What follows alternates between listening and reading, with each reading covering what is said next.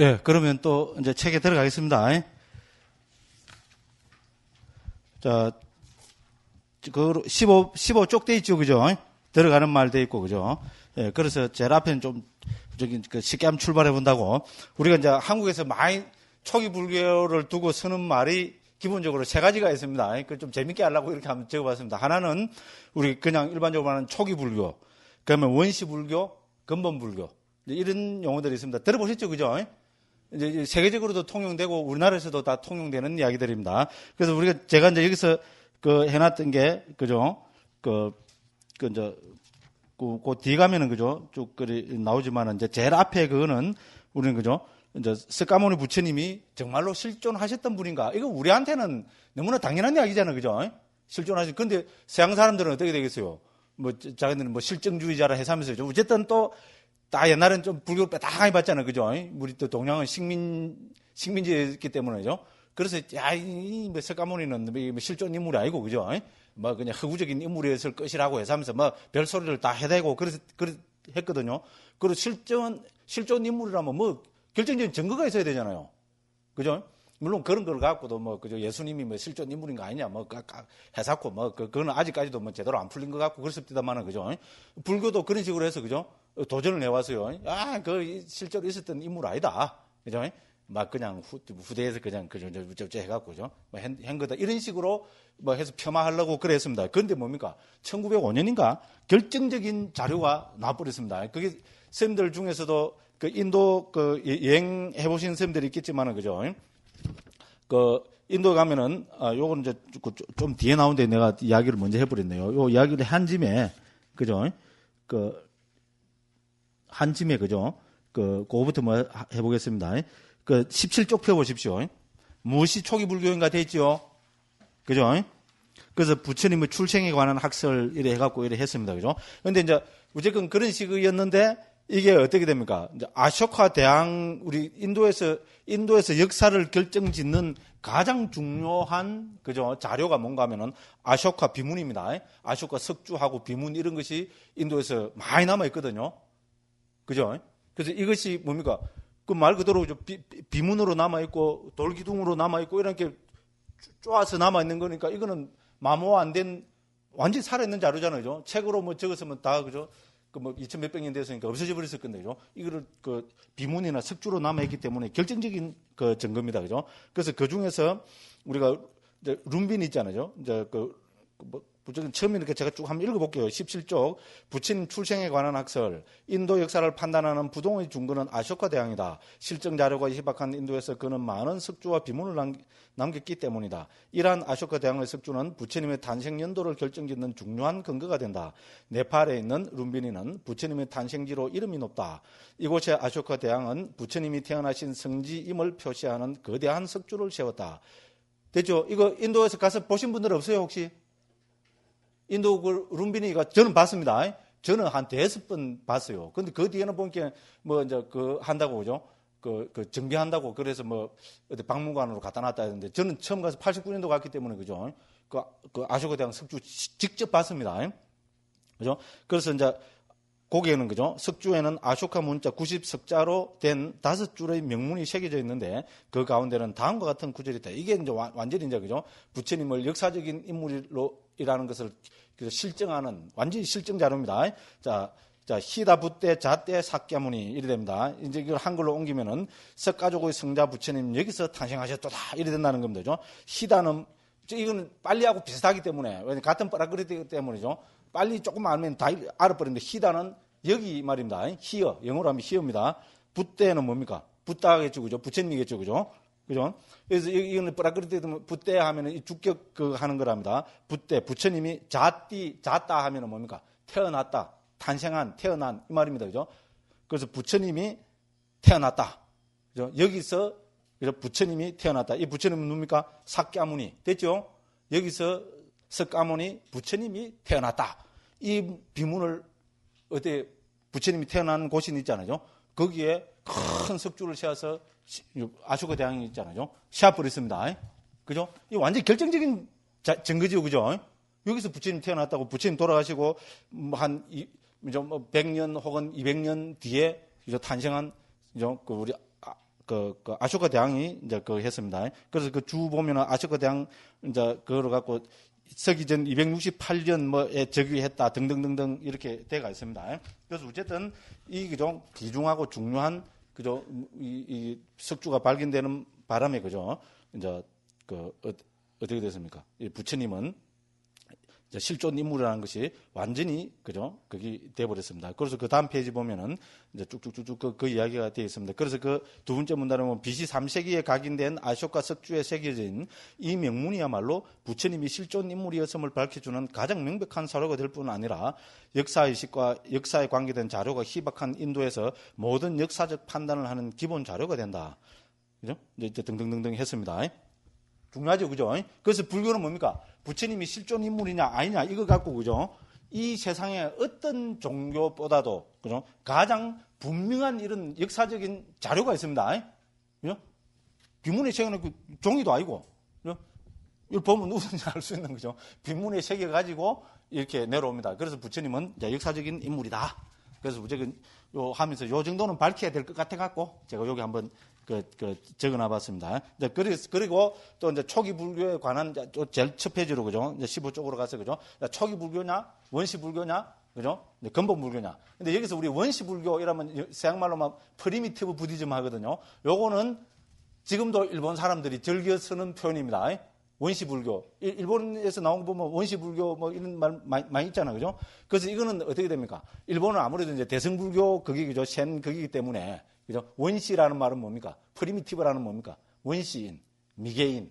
불교는 불교인데 좀 미개한 불교, 덜 떨어진 불교라는 그런 암시가 언어 중에 들어있는 그런 암시. 우리 언어라는 건 중요하잖아요. 그죠? 그래서 원시라고 썼을 때는 그런 초기 불교를 어찌 보면 좀 폄하하는 듯한 그 대승불교의 뿌리기는 뿌리인데 대승불교에 비하면은 좀 덜 떨어진 원시적인 그런 불교, 이제 그런 의미입니다. 이제 여기에 반해서 근본불교라는 건 말은 뭡니까? 뭐? 원시불교라니? 웃기지 마! 모든 불교의 근본이고 어떤 이 되는 불교야. 이래 되는 겁니다. 그죠? 근본. 그죠? 그래서 영어로 하면은, 제가 다 적어 놨습니다. 펀더멘탈 부디즘이라 한다고 되어 있습니다. 그죠? 그래서 이거는 일종의 이제 이런 교조주의적인 발상입니다. 그러죠? 그죠? 기독교 원리주의, 그죠? 뭐 회교 원리주의 하던 식으로 불교도 그죠? 초기 불교야말로 그죠? 이거는 불교의 가장 그죠? 근본이 되는 불교다. 그래서 근본 불교. 그죠? 그래서 펀더멘탈 부디즘 이렇게 부른다는 겁니다. 이제 거기에 비해서 이거는 이 두 말은 좀 극단적이다. 그래서 이제 초기에 생긴 불교니까 그냥 초기 불교라 하는 것이 좋을 것 같다. 그래서 서양에서는 early 부디즘이랍니다. 그죠? 그래서 이것이 이제 일본, 한국에서는 그냥 초기 불교 이렇게 되고. 그래서 우리도 그죠? 처음에 초기 불교 연구를 하면서 이 세 개 중에 뭐를 택해야 될 것인가. 그래서 초기 불교라고 하는 것이 좀 이제 제일 무난하고, 그죠? 그죠? 좀 중도적인 그런 입장이더라고요. 그래서 또 세계적으로도 얼리 부디즘이란 말이 지금은 거의 많이 통용이 되고 있거든요. 그래서 우리는 초기 불교라고 부릅니다. 됐죠? 같은 언어인데도 그죠? 초기 불교라는 거하고, 그죠? 원시 불교라는 거하고, 근본 불교라는 게, 그죠? 조금 맛이 다르죠, 그죠? 그렇죠. 그래서 우리 언어는 그냥 무시할 게 아니고, 그죠? 이제 이렇게 중요하단 말입니다. 근데 제가 또 억수로 존경하는 또 한 스님은 한때 이거를 초기 불교를 뭐라 했는가 하면, 그죠? 야, 이거는, 그죠? 뭡니까? 그죠? 자, 그죠? 예를 들어 우리가 낙동강이나, 그죠? 강가강이 있다 합시다, 그죠? 그 길고 3,000, 4,000m 되는, 4,000km가 되는 강가강도 처음입니까? 근원을 따지고 올라가면 히말라야 산 거기서, 그죠? 웅덩이 있잖아요. 그래서 콸콸콸콸 흘러나오는 요물이 제일 근원이다. 그죠? 그래서 이거는 촉이라고 불러도 안 되고, 그죠? 원시는 더군다나 아니고, 근본까지도 안 된다. 이거는 다르게 불러줘야 된다. 그래서 이 스님은 뭐라 했겠어요? 네? 내가 전에 아는 분이 있는데, 원초불교라고 불렀어요. 원초. 그죠? 말 그대로, 그죠? 최고, 그죠? 콸콸콸 우러나오는 그 맑은 물 있잖아요. 그 맑은 불교. 딴게 잡티가 하나도 안 섞인 가장 순수하고 가장, 그죠? 초기적인 불교. 그래서 그걸 원초불교라고 이렇게 해서 책까지도 나오고 그랬습니다. 그러니까 또 제가 또 억수로 또 존경하고 하는 잘하는 또 이 두 스님도 너무나 잘하는 한 스님이 그런 말씀하시는 옆에 또 허허 그 원초불교라니까 원초적 본능이 생각나네 이러시더라고. 그죠? 원초 이러니까 그죠? 그 말로도 쓰이잖아요, 그죠? 원초적 본능, 그 말이 왜 나는 생각이 나지? 허허허허 이러시니까 막, 안 그래도 이 스님이 뭡니까? 화를 빡 내시더라고. 그러다 보면 그다음부터 이제 원초 불교라는 말씀을 잘 안 쓰시더라고요. 어쨌든 그죠? 제가 왜 이런 말씀 드리는가 하면은, 하나의 언어 있잖아요. 특히 우리 이제 번역하는 사람의 입장, 그 다음에 그죠? 좀 깊이 사유하는 사람 입장에서는 하나의 그 현상에 대해서 하나의 그죠? 언어로 그걸 표현한다는 것은 아주 중요한 이야기입니다. 그죠? 그래서 이 현상 이런 걸 두고 어떤 언어를 써서 어떻게 표현하느냐 이것이 어떻게 됩니까? 그죠? 아주 중요한 문제라 이런 이야기입니다. 그죠? 그래서 우리가 같은 불교적인 현상을 두고도 그죠? 언어에 따라서 느낌이 달라진다는 겁니다. 그죠? 초기 불교, 그죠? 그 다음에 원시 불교, 근본 불교, 여기까지는 좋은데 또 원초 불교 이러면 그죠? 또 이런 게 또 원초라는 말이 또 처음부터 이상해도 원초적 본능 생각하시면 안 됩니다. 그죠? 그래서 이제 그래 부르고 있는데 우리는 이제 그 초기 불교를 이제 좋아하고 이 표현이 제일 무난하고 그래서 이제 초기 불교를 한다. 이제 이런 이야기가 되고 있습니다. 그러면 이제 무엇이 초기 불교인가 해서 아까 부처님의 출생 이야기는 다 봤습니다. 그래서 그 뒤에 보면은 제가 크게 그죠 4가지로 초기 불교가 그죠 이제 그 부처님이 그죠 언제 우리 예를 들어서 불교 원래 한국에서 2554년이라 그러죠. 그러죠? 원래 2554년이죠. 그 근원이 어디서 왜 원래가 2554년이라는가 그 정도는 알고 있어야 됩니다. 그죠? 됐죠? 그래서 우리가 불기 2554년이라는 말은 무엇을 기준으로 한 겁니까? 부처님의 탄생일을 기준으로 한 겁니까? 안 그러면 부처님의 성도일을 기준으로 한 것입니까? 안 그러면 부처님의 인멸, 돌아가신 날을 기준으로 한 겁니까? 뭡니까? 그렇죠? 이거는 상식입니다. 그죠? 그래서 부처님의 인멸을 기준으로 해서 원래가 2554년이 되는 해다. 이리 되는 겁니다. 됐죠? 이 정도는 알고 있어야 됩니다. 그래서 불기는 부처님의 탄생일이 아니고 부처님의 인멸을 기준으로 해서 인멸하시던 해를 불기 1년으로 보고 그렇게 해서 지금 2554년이 되는 거다. 이렇게 되는 겁니다. 그런데 지금 이제 세계적으로는 원래가 불기 2553년으로 봅니다. 그죠? 이것이 우리 세계 불교의 정설입니다. 그 18쪽에 그거 돼 있죠. 그죠? 그 18쪽 맨 아랫줄에 보면, 맨 마지막 문단을 보면 기원전 543년 인멸설 돼 있죠. 그죠? 이것이 우리 세계 불교도 회의에서 채택된, 그죠? 정설입니다. 됐죠? 그래서 세계 불교도 한국하고 1년 차이가 나죠? 실제로 1년 차이가 납니다. 이제 이거를 두고 재작년 이때, 그죠? 재작년 이때 한국에서도 막 불교 신문에서부터 해갖고 막 논쟁이 되고 막 그랬습니다. 왜냐하면 재작년인가 세계 불교도 회의를 한국에서 주최를 했잖아요. 근데 세계에서 통용되는 거는 그때 당시로 예를 들어서 2550년이라 합시다. 2550년인데 한국은 뭐 했습니까? 2551년이잖아요. 이거 말이 안 되잖아요. 그죠? 그래서 이걸 갖고 논쟁을 했는데 그래서 결과적으로 그러면 왜 한국에서는 1년이 더 많아지는가? 그걸 이제 쭉 그걸 해보니까 1960년대인가 그때 우리 불교신문 그때는 대한불교라고 그랬습니다. 불교신문에서 그죠? 어떤 기자가 서양 그거를 하면서 1년을 많이 해가지고 옮겨버렸답니다. 그래가지고 한국에서는 그냥 1년이 더 많아졌다고 재밌죠, 그죠? 그래가지고 우리는 세계 불기보다 한계가 앞서가요. 태국, 미얀마, 스리랑카, 라오스, 캄보디아 등등에서 세계적인 그거는 전부 원래는 2553년인데 한국은 2554년입니다. 그래서 그때 바꿔야 된다, 바로 잡아야 된다. 그래서 진상위원회 이런 것도 하고 막 떠들어섰더만은 그 세계 불교대회 끝나고 나니까 한국 사람들은 본래 그렇잖아요. 스님들도 마찬가지입니다. 떠들어섰다가 그 대회 무사히 끝나보니까 입 딱 닫아보고 싹 들어가 버렸어요. 그래서 뭐 달리기 전부 2554년으로 나옵니다. 그런데 다행인지 불행인지 원래를 2554년이라고 주장하는 그렇게 쓰는 나라가 한 나라 더 있습니다. 어디입니까? 여기 밝혀놨죠. 그죠? 제가 있었던 인도. 인도에서는 이거 왜 그런 거 모르겠어요. 한국과 똑같이 불기를 2554년이라 합니다. 이 사람들도 무슨 옮기면서 그때 어떤 기자가 뭐 술 먹고 꼬박꼬박 잡으렸는지 그건 잘 모르겠는데 그죠? 어쨌든 한국하고 인도에서 부처님 태어나신 나라 인도에서 2554년이라니까 좀 자부심이 생기죠. 그죠?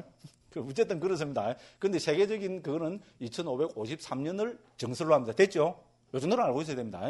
근데 여기에 대한 뭐 학문적인 객관적인 자료가 있느냐? 그건 없다고 이야기합니다. 그냥 스리랑카에서 있었던 옛날부터 전해 내려오던 어떤 자기들 자료 있잖아요. 그게 보면은 이제 부처님께서는 기원전 543년에 돌아가셨다.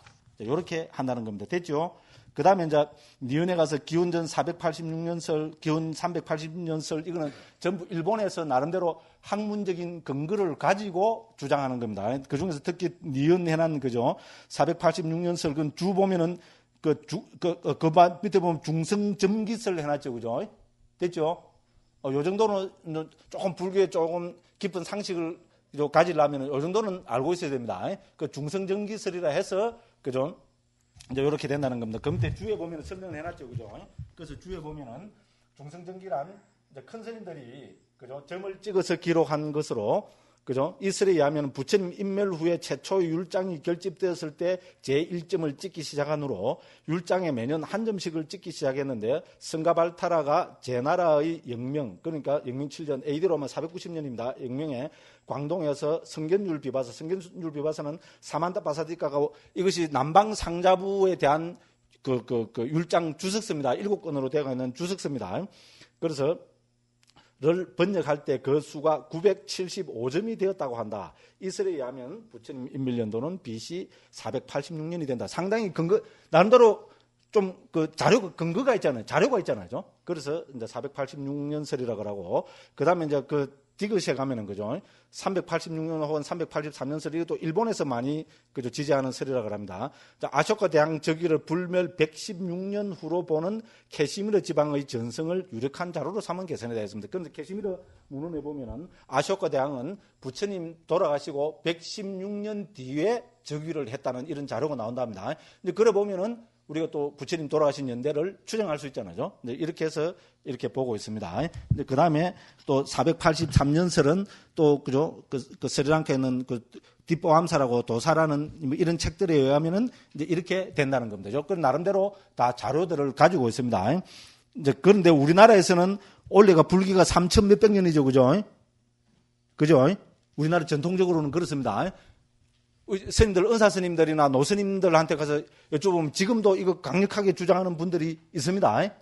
그죠? 그게 뭔가 하면은 예로부터 쓰던 것은 BC 1027년, 그러니까 원래 보면 3037년 전에 부처님이 돌아가셨다고 보는 겁니다. 됐죠?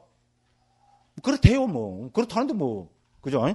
그래서, 갑인년, 부처님은 갑인년 4월 8일에 탄생하시갖고, 그죠? 임신년 2월 15일에 인멸하셨다고 하는 설이 우리나라에서 옛날부터 전해 내려왔습니다. 됐죠? 그래서 원래는 BC 3038년, 37년 이렇게 된다는 겁니다. 됐죠? 이런 학설들이 있습니다. 그냥 참고로 해주시고, 그럼 이제 세계적으로 공인되는 것은 원래가 2553년이고 부처님 돌아가신 지, 근데 한국에서는 1년 더 넣어서 한국 모든 달력에서는 2554년으로 표기되고 있다는 것. 됐죠? 이 정도 우리가 알고 있으면 되겠습니다. 이제 그러고 또 쭉 넘어가겠습니다. 자, 쭉 넘어가가지고, 쭉 넘어가가지고, 그 다음에, 그 다음 장을 넘어가 주십시오. 그럼 초기 불교가 도대체 뭐냐, 이렇게 했을 때, 그죠? 초기 불교는 부처님과 우리 20페이지입니다. 그죠? 20페이지 보면은 부처님과 직계 제자들의 가르침이 초기 불교다. 이렇게 됩니다.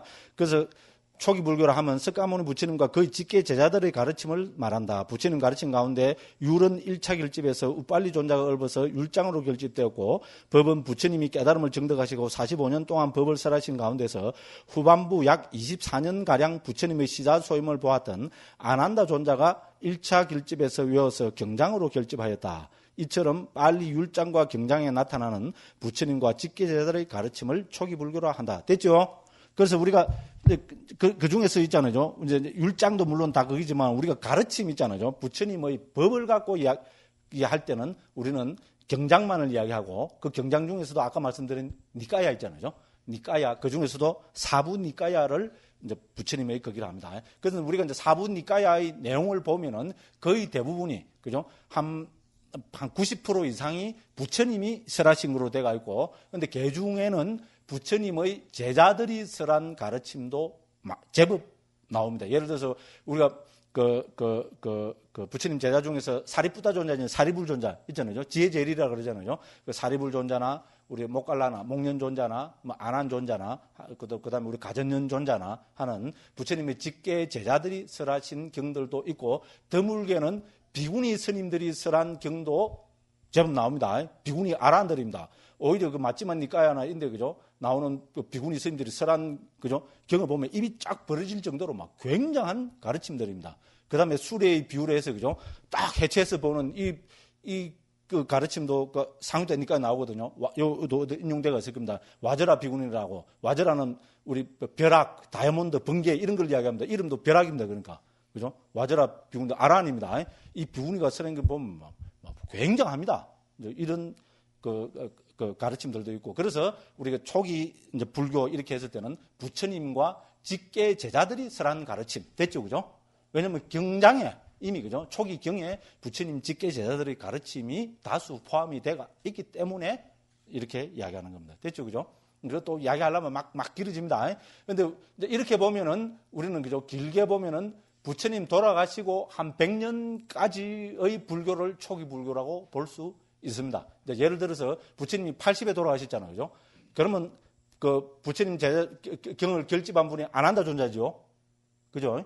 그럼 아난다 존자입니다. 아난다 존자는 또 부처님 시자를 그 말년 여기 보면 24년간 부처님 시자했다고 되어 있죠. 그죠? 그죠?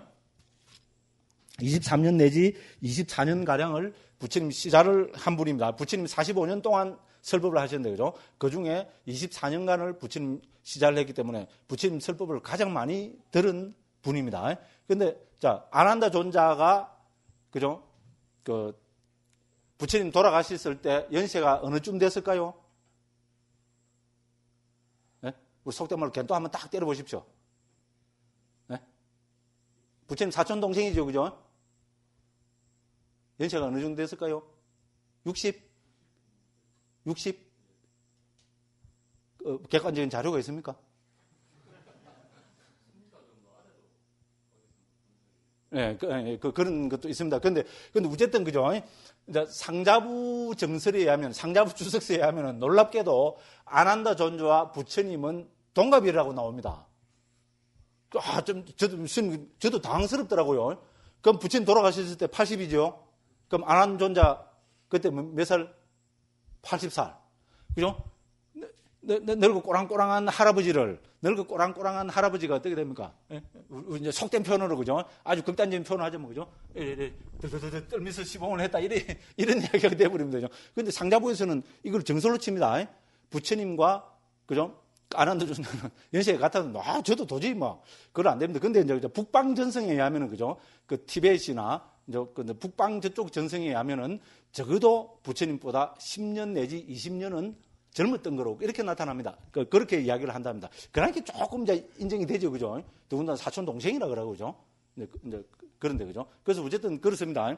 그런데 우리가 이제 부처님 초기경에 의하면은 주석서문은, 오래된 주석서문에 의하면은 우리 부처님 직계 제자들 가운데 120살까지 살은 분이 세 분이 있었다고 합니다. 120살. 그때 당시로 보면 살 수 있는 우리 최대치라 볼 수 있습니다. 그죠? 120살까지 살은 분이 세 분이 있답니다. 누구겠어요?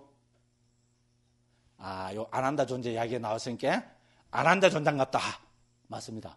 그죠? 그 세 분 중에 한 분은 아난다 존자입니다. 아난다 존자가 120살까지 살았다고 나옵니다. 그 다음에 또 한 분은 우리 뭡니까? 가습 존자. 북방에서 뭡니까? 부처님의 상수 제자로 치는 가사빠 존자 있잖아요. 가습 존자 있잖아요. 가습 존자가 120살까지 살았다고 오래된 주석서에 나옵니다. 그럼 우리 믿을 수밖에 없습니다. 그 다음에 그 바꿀라 존자라고 또 그 아란이 있었는데 그분도 120살까지 살았다 그럽니다. 그래서 부처님 제자 중에서 120살까지 살은 분을 세 분을 치고 있습니다. 그런데 여러 경이나 주석서를 볼 때 가습 존자는 분명히 부처님보다 연세가 많았던 것이 분명합니다. 예를 들어 한마 연세가 한 10살쯤 많았다고 이렇게 봅시다. 그죠? 근데 그러면은 이제 가습 존자는 부처님 돌아가시고 몇 년을 더 사셨습니까? 30년 더 살았습니다. 그죠? 됐죠? 그러면 아난다 존자는 부처님하고 연세가 같다 합시다. 예를 들어서. 같다고 하면은 어떻게 됩니까? 부처님보다 한 40년을 더 사셨습니다. 됐죠? 연세가 같다고 해도 120살에 돌아가셨으니까 80에 그죠? 부처님 80에 돌아가셨고. 그런데 만일에 이게 그죠? 우리가 이제 북방전성 티베트 이런 걸로 해서 부처님보다 10살이 어렸다면은 어떻게 됩니까? 우리 그 아난다 존자는 부처님 돌아가시고 무려 50년을 더 살아 있었습니다. 됐죠? 그것도 뭡니까? 부처님 가르침을 완전히 앞뒤로 다 외우고 있던, 그 다음에 뭡니까? 부처님이 사촌 동생이고, 부처님과 문화나 생활 양식이나 언어나 사고방식이나 모든 것이 똑같은 사람이 부처님보다 50년을 더 살았다. 혹은 자 20년 더 어렸다 이래 봅시다. 그죠? 20년 더 어렸다 보면 어떻게 됩니까? 부처님 돌아가시고 무려 60년을 더 살았습니다. 됐죠? 부처님하고 그죠? 사고방식, 그죠? 생활 풍습, 언어 이런 것이 똑같은 사람이 60년을 더 교단의 지도자가 돼 있었다. 그것도 부처님 모든 걸 다 외우고 있었던 사람. 그렇다면 어떻게 됩니까? 우리가 부처님의 그죠? 가르침을 그죠? 그러니까 교조의 가르침을 다른 어떤 종교 체계나 다른 어떤 철학 체계보다도 가장 완벽에 가깝게 보존할 수 60년 이상을 그죠? 60년을 완벽에 가깝게 보존할 수 있었다는 이건 어떻게 됩니까? 우리 지금 기준으로 봐도 굉장한 이야기죠, 그죠? 그렇죠? 그렇지 않습니까? 이런 분이 교단의 지도자로 한 5, 60년 그죠? 재직을 하고 있었다면은 이슬이 끼어들 여지는 거의 없어진다고 봐야 됩니다. 됐죠? 그러고 부처님이 돌아가셨을 때 예를 들어서 그때 그죠? 한 20살 그죠? 이래 됐던 사람이 그죠? 그때 20살이었던 그 젊은 스님이 더 어린 스님들도 부지기수였을 거고 그죠? 그러니까 무조건 이제 성인 기준으로 해서 그죠? 20살이었던 사람이 한 100살까지 살았다 합시다. 예를 들어서 그죠? 그러면 부처님 돌아가시고 몇 년을 더 살았습니까? 그럼 80년을 더 살았잖아요. 이런 기준을 가지고 보고 그다음 또 아난다 존자의 제자들 이런 사람 본다면은 적어도 부처님 돌아가시고 한 100년 정도는 그죠? 부처님의 근본 가르침이 그죠? 손상을 입지 않고 고스란히 보존이 됐을 것이라는 것을 우리는 유추해 볼 수 있다. 이런 이야기를 하다 보니까 이야기가 길어지는데 재밌죠, 그죠? 아난다 존자가 120살까지 살았답니다. 그러니까 적어도 부처님과 연세가 같았다면은 40년. 20년 젊었다면은 부처님 돌아가시고 60년을 뭡니까? 부처님의 생생한 가르침이 그대로 그죠? 교단의 정설로 정통 가르침으로 그죠? 유지되고 있었다는 것은 이거는 우리 불교 역사에서 보면 그죠? 아주 이거는 뭡니까? 굉장한 이야기입니다. 맞죠? 그렇습니다. 그죠? 자, 그 다음에 이제 또 그렇게 됐고, 그죠? 자, 그 다음 더 넓혀서 보면은 이제 3번에서는요, 초기 불교는 3차 결집에서 결집이 완료된 가르침이다. 그래서 지금 남아있는 3차 결집은 우리가 역사적으로 남북 불교에서 공히 인정합니다. 3차 결집은 아쇼카 대왕 때 된 것을 우리는 3차 결집이랍니다. 됐죠? 이때 우리는 논장까지 해서 경률론 3장이 다 완비된 거로 이제 그렇게 봅니다. 우리 북전에서는 그죠? 우리가 산스크리트나 그때 당시 언어로 된 것이 없기 때문에 이거는 남전 빨리 그거로 이제 이야기를 합니다. 그 다음에 이제 이런 거를 또 해서 우리가 이제 결론적으로 이제 또 더 하면은 현존하는 빨리 3장에 전승되어 오는 모든 가르침이 초기 불교다. 이렇게 볼 수 있다는 겁니다. 그 다음에 이제 이런 거를 다 떠나서 우리가 부처님의 직설을 이야기해보라. 이러하면 아까 말씀드린 그죠? 초기 불교의 역사적인 근거는 니까야와 아함이다. 됐죠? 그죠? 그래서 역사적으로 남방 상자부에 전성되어 오는 니까야와 21조급입니다. 그죠? 자, 북방에서 한역되어 전성되어 오는 아함이 초기 불교의 분명한 증거가 된다. 이렇게 했습니다. 그래서 니까야는 이런 뜻이라 되어 있고요. 아함은 이런 뜻이라 되어 있습니다. 아함은 우리 원어가 아가마입니다. 아가마인데 아가마. 이거 맨 뒤에 A는 발음을 잘 안 하거든요. 그래서 이것이 아감으로 중국에서 읽혀졌습니다. 아감. 이 아감을 중국어로 적어놔니까 우리는 한국식으로 읽어갖고 아함이라 읽습니다. 됐죠? 그런데 이 아함이 중국에서는 지금도 아감에 가장 가깝게 아마 발음하고 있을 겁니다. 됐죠? 그죠? 그래서 우리가 이제 니까야와 아함이다. 이렇게 되는 겁니다. 그럼 이제 니까야는 사부 니까야가 기본인데요. 그 밑에 보면은 제가 적어놨죠. 그죠? 디가 니까야. 그 시갖고 한번 출처로 꼭 한번 읽어보시기 바랍니다. 자, 디가 니까야, 마찌만 니까야, 상유따 니까야, 앙구따르 니까야. 일본에서는 각각 장부, 중부, 상부, 정지부로 옮겼다 했습니다. 디가는 길다는 뜻이거든요. 그래서 길장자를 써서 그죠? 장부로 했고, 마찌만은 가운데 이 말입니다. 그죠? 그래서 중부라 했고, 상유따는 우리가 이제 주제별 주제가 같은 것끼리 모은 거거든요. 그래서 상응이라고 그 주제가 서로 상응하는 것, 이래서 상응부라 옮겼고, 안구따라 니까야는 우리가 가르침의 숫자가 하나씩 증가하는 순서로 모았거든요. 그래서 정지부라고 이렇게 일본에서는 직역을 했습니다. 자, 여기에다가 이제 그다음에 이제 쿠다카 니까야가 하나 더 있거든요. 쿠다카 니까야는 전체가 15개의 방대한 부류로 되어 있는데 그 가운데서도 이제 운문, 즉 시로 된 거로, 이건 중요합니다. 수타니 파타, 법구경, 자설경, 여시어경, 장로계경, 장로니계경, 본생담. 이거 하면 7개가 됩니다. 이 7개는, 그죠? 우리, 사니까야와 같은 최초기 부처님의, 부처님과 직계제자들의 직설로 받아들여야 된다. 일어난 겁니다. 특히 우리가 잘 알고 있는 수타니 파타 있잖아요. 그죠? 수타니 파타는 최초기의 가르침입니다. 그죠? 그 중에서 수타니 파타 1장 전반부하고 4장 5장은, 그죠? 최초기 가르침이고, 이 수타니 파타 1장 4장 5장은 또 어딥니까? 이미 니까야 있잖아요. 우리 가장 오래된 니까야에서 이 수타니 파타가 인용이 되고 있습니다. 그 정도로 이미 부처님이 살아 계실 때, 그죠? 이렇게 말 그대로 경집으로 모아져서 일반 제가신자들이 독송하고 있던 것이었습니다. 우리 상우대 니까에 보면은 그래 나옵니다. 어떤 그죠? 나꿀라 마따라는 그죠? 제가 청신녀가 목소리가 그렇게 이뻤답니다. 그죠? 아침에 탁 일어가고 있잖아. 그죠? 수타니 파타를 탁 해갖고 그죠?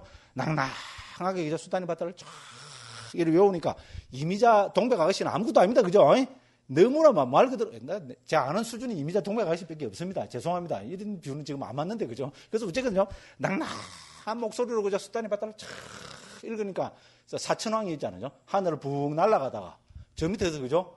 뭐 깨꼬리 같은 목소리가 쫙 들리고 홀딱 해버린 겁니다.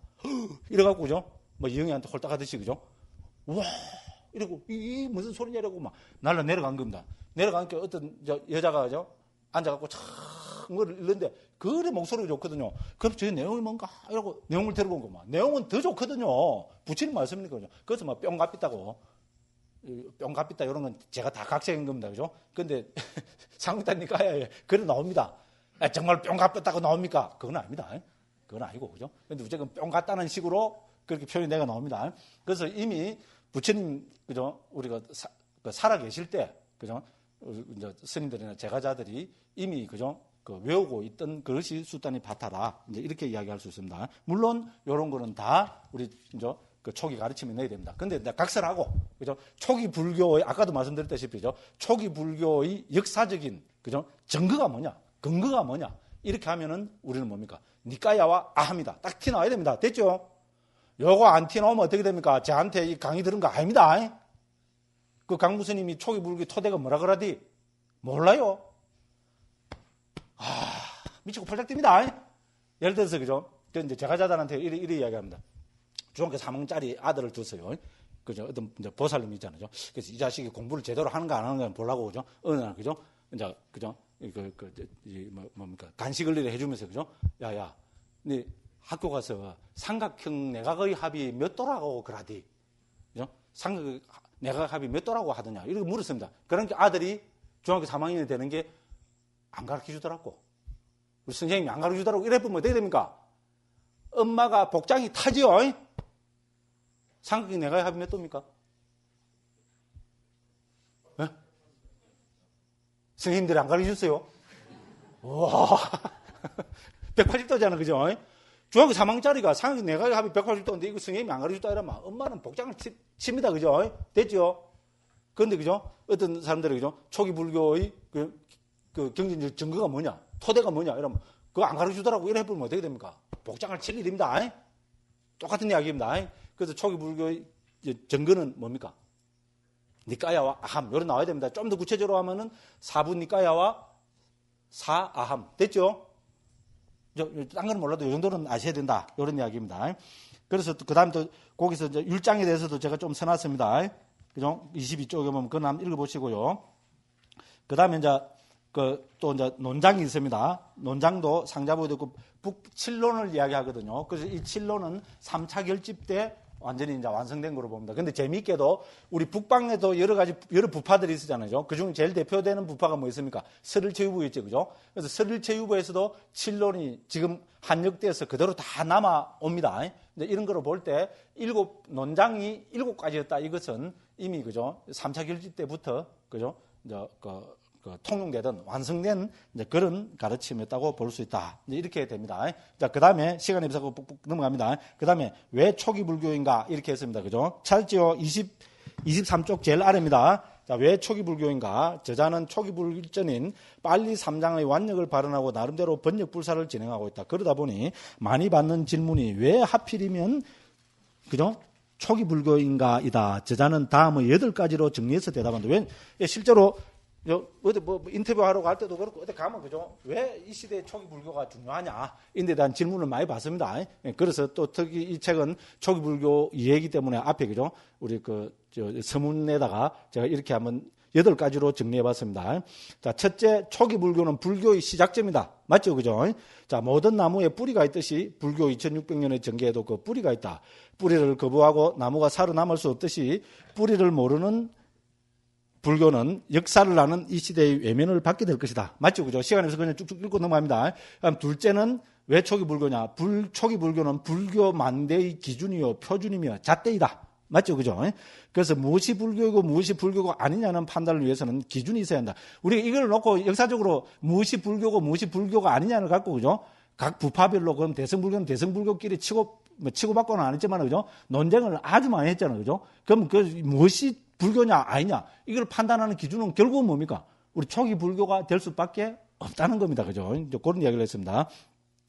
자, 그래서 무엇이 불교이고 무엇이 불교가 아니냐는 판단을 위해서는 기준이 있어야 한다. 그 기준은 불교의 뿌리인 초기 불교가 될 수밖에 없으며 그 핵심은 무상고 무아열반이다. 그렇죠, 그죠? 우리 구사론을 위시한 모든 북방 불교에서 그죠? 불교이냐 아니냐를 기준으로 이거를 들고 있습니다. 자, 그래서 무상고 무아는 초기 불전 도체에서 삼특상으로 강조되며 열반은 초기 불교가 제시하는 궁극적 행복이다. 이제 앞으로 계속 나올 이야기들입니다. 자, 북방에서는 무상 무아 열반을 삼법인이라 하여 그렇죠, 그죠? 우리는 이 중에 3가지를 삼법이라 부르고 있잖아요, 그죠? 자, 불교냐 아니냐는 구분 짓는 잣대로 삼고 있다. 그렇죠? 법의 도장이란 법인은 법의 도장이란 말이고 이거는 뭡니까? 말 그대로 특정한 가르침이 불교냐 아니냐 하는 잣대로 한다는 말입니다. 우리가 공문서 보내면 뭐 찍어 보냅니까? 직인 찍어 보내죠. 그죠? 그렇지 않습니까? 직인이 없는 것은 무효지요. 그와 마찬가지로 무상고, 무아, 열반을 이야기하지 않는 불교는 불교가 아니다. 이제 이런 이야기가 된다는 겁니다. 그래서 북방에서는 삼법이나 했다는 겁니다. 자, 그 다음에 무상고, 무아, 열반의 넷을 사법인이라 부르기도 한다. 그래서 요새는 일본 학자들은 서양 학자들이 무상고, 무아, 열반, 무상무아, 그죠? 그죠? 무상무아, 열반에다가 고까지 넣어갖고 이것을 사법인하고 4가지 법의 도장이라고 부르기도 합니다. 그래서 부처님이 금구승언을 고스란히 담고 있는 초기 불교는 불교 만대의 뿌리요. 그래서 모든 불교의 표준이 될 수밖에 없다. 이랬고요. 그럼 셋째는 좀 더 현실적으로 초기 불교의 가르침은 합리성과 체계성에 바탕하고 있으며 분석적이다. 이는 수학을 토대로 하여 전개되는 과학이라는 현대의 방법론과 일치한다. 그렇죠, 그죠? 현대의 방법론은 뭡니까? 과학이죠. 사실 현대의 종교는 뭡니까? 과학이 현대의 종교라고 세상에서는 이미 그렇게 이야기를 하고 있습니다. 그렇잖아요, 그죠? 우리가 과학이라는 그죠 기준에서 맞아 떨어지지 않으면 요새는 다 뭡니까? 거부해버립니다. 맞죠? 그죠? 그렇습니다. 사이언스하고, 그죠? 그게 안 되면은 요새는 다 거부해버리는 그것이 우리 현실입니다. 이제 그 이야기입니다. 그 다음에 5온 12처 18개 22건 4제 12연기와 37보리분법. 아까 이야기한 거죠. 그죠? 온척예건 재현 37보리분법으로 잘 조직되어 있는 초기 불교의 교학과 수행 체계는 과학적 접근 방법이다. 그리고 나와 세상을 신수신법으로 해체해서 살펴보는 수행 태도는 과학자나 의사가 데이터나 환자를 객관화시켜서 잘 살펴보는 태도와 일치한다. 그래서 세계적인 불교 수행 지도자인 고엔카 교사님은 불교를 사이언스라고 역설을 한다. 이분뿐만 아니고, 그죠?